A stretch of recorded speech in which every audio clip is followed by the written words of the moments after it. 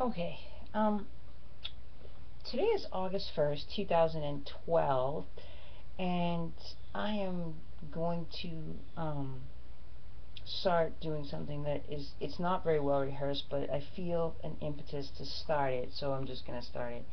And that is, I want to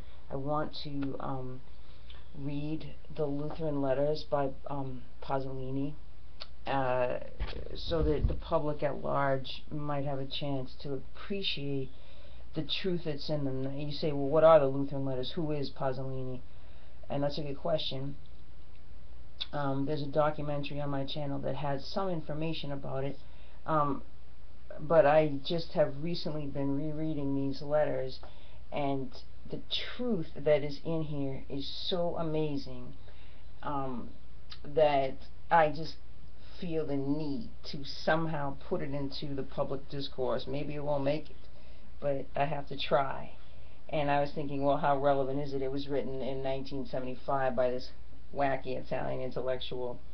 But then I found this information in the introduction, that says, of course it's relevant.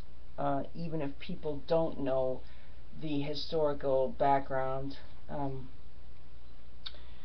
they still will profit greatly from the information that's contained here. And I believe that with all my heart, because I have had personal experiences that bear out what's written here in such a way, in such a concrete way, that I think if anybody's ever had trouble with drugs or sexual abuse or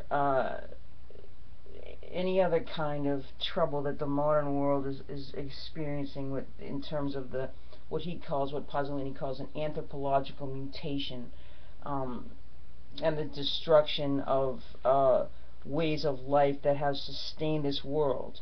And you have to be realistic, because when you see somebody like James Holmes shooting up a movie theater, I don't care if it's because the Democrats want, or the Republicans don't want gun control, and the Democrats, so that's all true.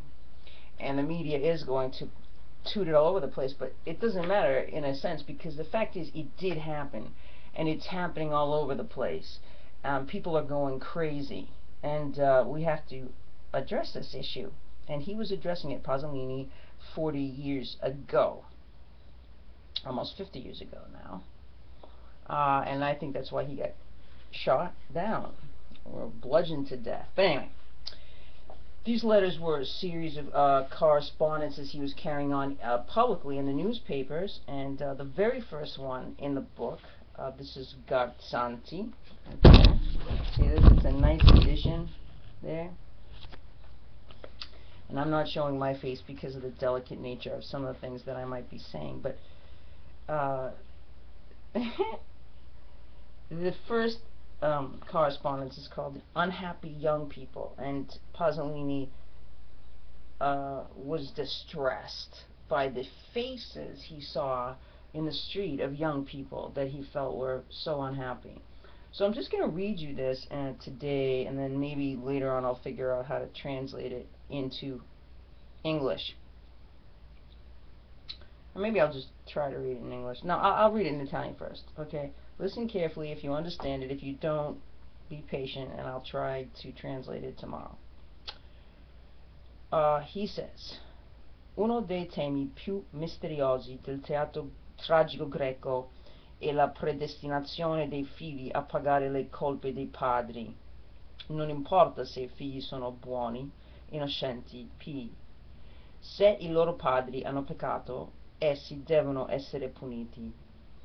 È il coro, un coro democratico che si dichiara depositario di tale verità, e la enuncia senza introdurla e senza illustrarla, tanto gli pare naturale. So he's talking about how in the ancient Greece, the tragedies, the dramas that they wrote had this device of the chorus, which would always insist that the sons be punished for the father's transgressions. And it was so natural to them that they took it for granted that this was how life was. Confesso che questo tema del teatro greco io l'ho sempre accettato come qualcosa di estraneo al mio sapere, accaduto altrove in un altro tempo. non senza una certa ingenuità scolastica, ho sempre considerato tale tema come assurdo e a sua volta ingenuo, antropologicamente ingenuo. Ma poi è arrivato il momento della mia vita in cui ho dovuto ammettere di appartenere senza scampo alla generazione dei padri, senza scampo perché i figli non solo sono nati, non solo sono cresciuti, ma sono giunti all'età della ragione e il loro destino, quindi, comincia ad essere ineluttabilmente quello che deve essere, rendendoli adulti. So basically there, what is he saying? He's saying that he always thought that that device of the chorus and how the chorus was insisting that the children pay the sins of the parents was strange. It was something maybe archaic from another time and place. It didn't have anything to do with him. But he said